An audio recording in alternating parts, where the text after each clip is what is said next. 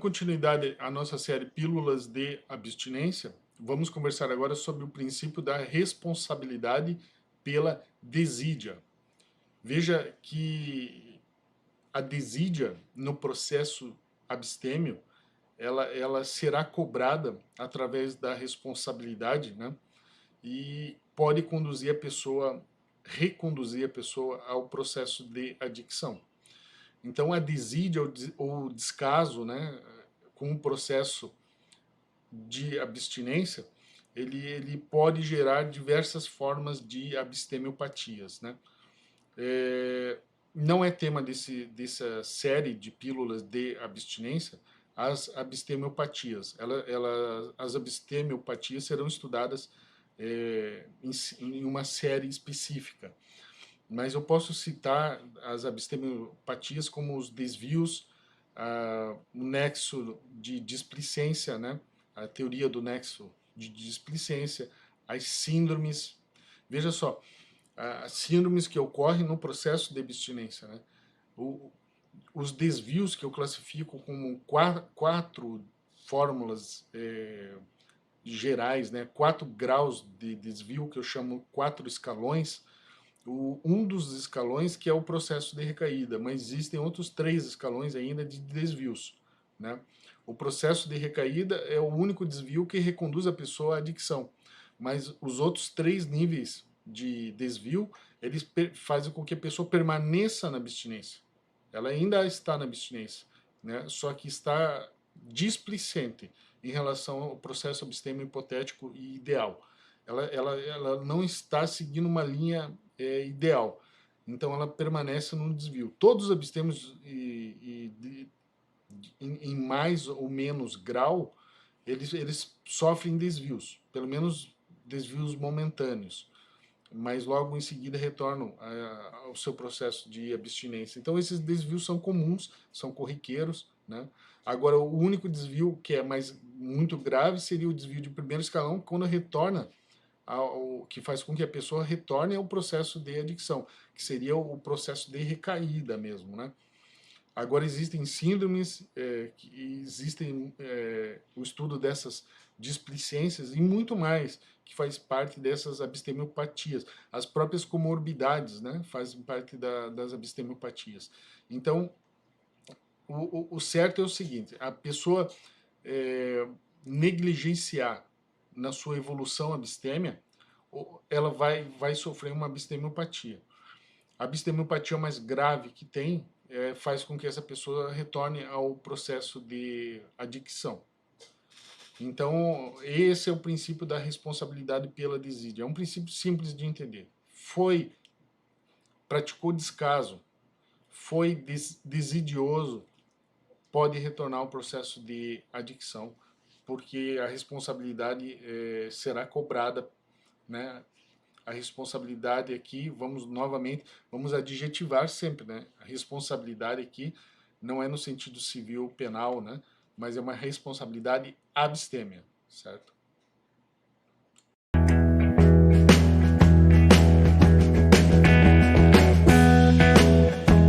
Continuando a série Pílulas de Abstinência, vamos falar agora sobre o princípio da rejeição absoluta de qualquer reserva. E o que é reserva? A melhor definição de reserva é que ela se constitui por algo que fazia parte da adicção e que a pessoa mantém na abstinência. Era algo que fundamentava a adicção, que a pessoa não enfrenta, não faz um autoenfrentamento e que traz para o processo de abstinência. Essas reservas são gravíssimas. Então, eu gosto de exemplificar a reserva. Seria a pessoa que, em vez de usar determinada substância, determinada droga ou álcool que viabilizou sua vida, ela substitui por uma outra substância que entende ser menos fraca, menos potente, né, mais fraca, que não vai lhe causar tanto estrago. Isso a longo prazo, normalmente, também viabiliza a vida da pessoa, faz voltar aquela substância anterior. Então, isso é uma reserva. certo? E, na verdade, o que ela está querendo dizer é que ela não é adicta, né? E que ela pode controlar a substância que ela usa ou algo parecido. Essas reservas são inúmeras, as reservas. Existe a necessidade de fazer vídeo específico sobre reservas, na verdade uma sequência de vídeos para poder estudar todas elas. E se a pessoa não rejeitar de forma absoluta todas essas reservas, ela vai entrar, corre um grande risco de entrar num processo de recaída. Então esse é um princípio muito importante, muito importante. Se refere às fases iniciais da abstinência, né? Por abstêmio mínimo, o abstêmio menor.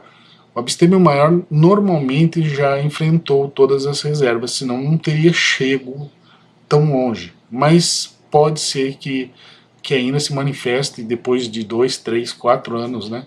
Alguma reserva e conduza a pessoa novamente ao processo de adicção.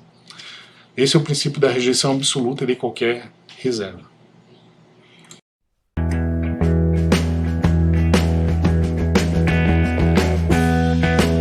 Dando continuidade à nossa série Pílulas de Abstinência, vamos conversar agora sobre o princípio da recaída sem uso.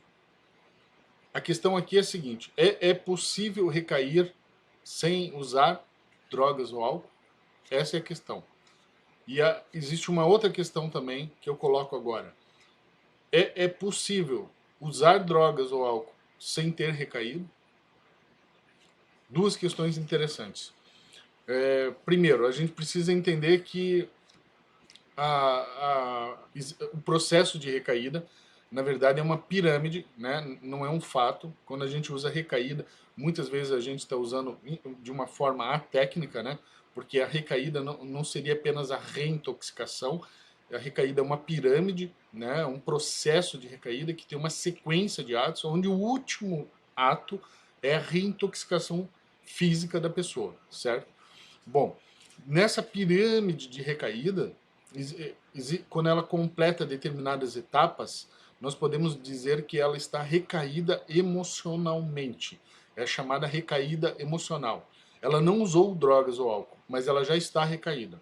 Então veja que interessante, a pessoa recaiu, mas ainda não usou drogas e álcool, certo? É chamada recaída emocional, tá? Esse é um primeiro ponto. Então existe a recaída sem uso de drogas ou álcool. Segundo ponto, muito relevante. A pessoa pode ter usado drogas ou álcool e não estar recaída. Existe essa possibilidade? Existe. Basta você imaginar alguém um abstêmio, né? Alguém que veio de um processo de adicção, que está em abstinência há um bom tempo e que sofreu um acidente de moto e foi hospitalizado. Nessa internamento hospitalar, ele teve que fazer uma cirurgia e tomou determinadas drogas, como morfina ou algum estimulante, né, alguma anfetamina, que ele teve que tomar durante a cirurgia ou logo após. Né? Então veja só, ele usou drogas, certo? Mas ele não está recaído.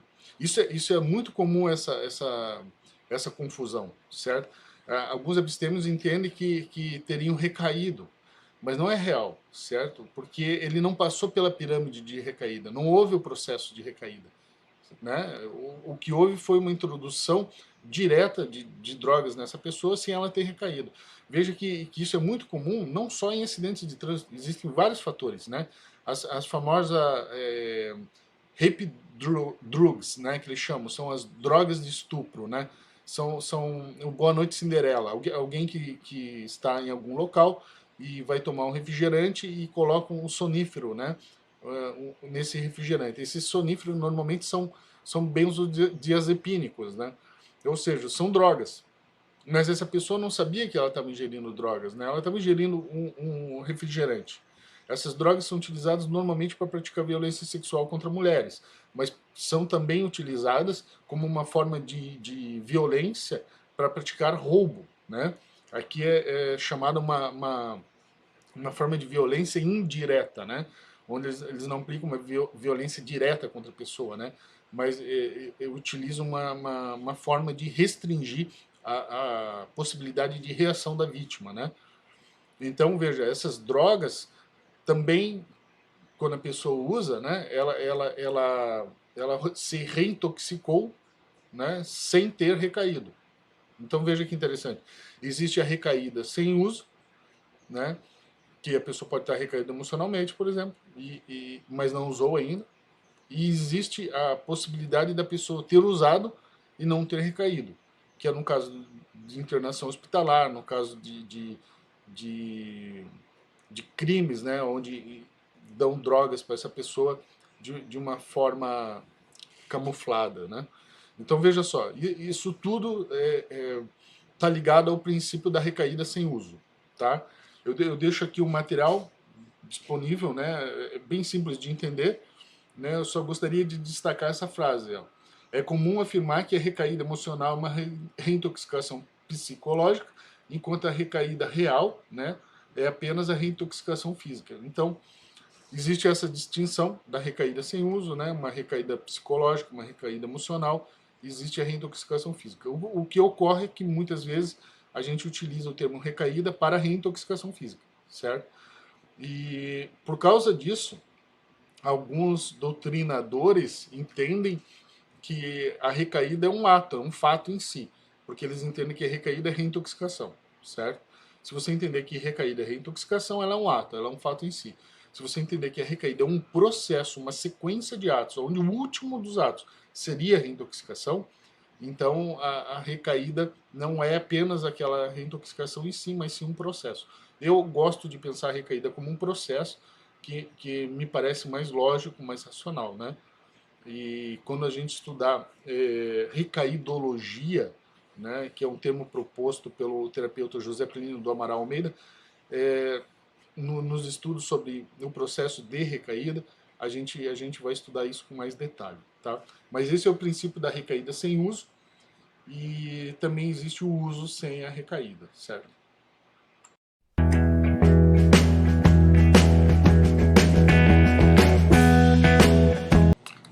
Continuando a série Pílulas de Abstinência, vamos falar agora sobre o princípio da real valoração. É um pouco diferente da prioridade absoluta. Prioridade absoluta é da prioridade para a abstinência. A real valorização é valorizar tudo o que lhe conduz à abstinência. A real valorização é você dar mais valor à participação de um grupo abstêmio, à hora da medicação, às terapias, a tudo aquilo que você precisa fazer para permanecer em abstinência, do que para outros atos da sua vida cotidiana. E isso é a real valoração. Se você inverter os valores, se você valorar mais emprego, se você valorar mais relações afetivas, se você valorar mais atividade física, todos esses exemplos são reais, são pessoas que inverteram os valores, que deram mais atenção para isso do que para a abstinência.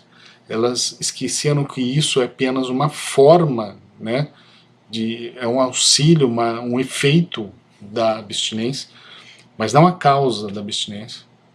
Quando você desloca o valor do ponto que seria o central do busilis da abstinência, você está fadado a um processo de recaída, um desvio abstêmio ou uma abstemiopatia. Então, isso é muito comum em abstêmios com longos períodos de abstinência. A pessoa com 15, 20, 25 anos de abstinência tende a dar valor para outras situações e esquecer que ela só tem essas outras situações porque ela está em abstinência. E isso representa, na verdade, o famoso chá do já tô bom. Tomou o chá do já tô bom, corre-se um grande risco de voltar ao processo de adicção. Então, muito cuidado.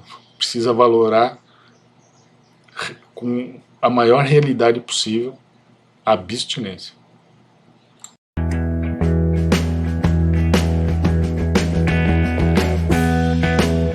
Dando continuidade à nossa série Pílulas de Abstinência, Vamos conversar agora sobre o princípio da readequação entre idade física e idade emocional. É comum que a gente ouça que no instante que se começa o uso de drogas ou álcool, existe uma estabilização, uma estagnação, melhor dizendo, uma estagnação emocional do indivíduo. Então, pessoas que começam a utilizar drogas ou álcool em tenra idade, 14 anos, 15 anos, elas tendem a emocionalmente se estabilizar, se estagnar. E não existe uma evolução nessas emoções. A pessoa não consegue lidar com as emoções, não aprende a lidar com as suas emoções.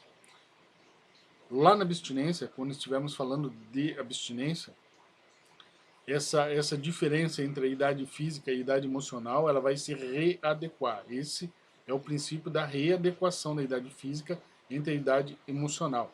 Ou seja, o anacronismo existencial que existe entre a idade física e a idade emocional da pessoa, ele vai diminuindo com o passar do tempo em abstinência.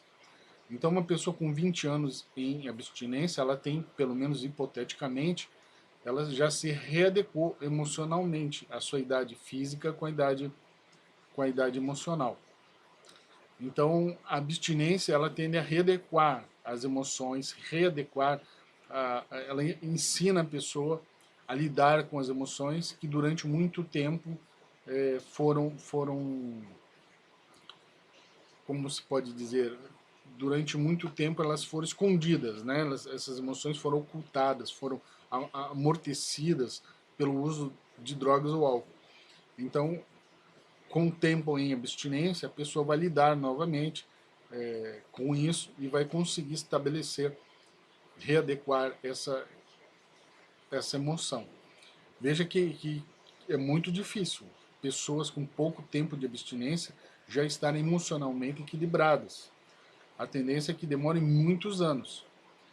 Por isso, uma das características, assim, uma das recomendações em diversos grupos anônimos é de que a pessoa no início do período de abstinência, ali na fase de abstêmio menor, ou abstêmio maior, no início, né, da fase de abstêmio maior, que ela evite relacionamentos, que ela evite entrar em discussões, que ela evite ter relacionamentos afetivos.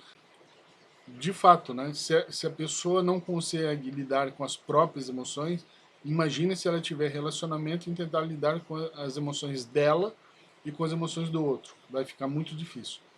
Então, a ideia é de que o longo lapso temporal em abstinência vai readequar isso tudo, mas evite relacionamentos nas fases iniciais da abstinência.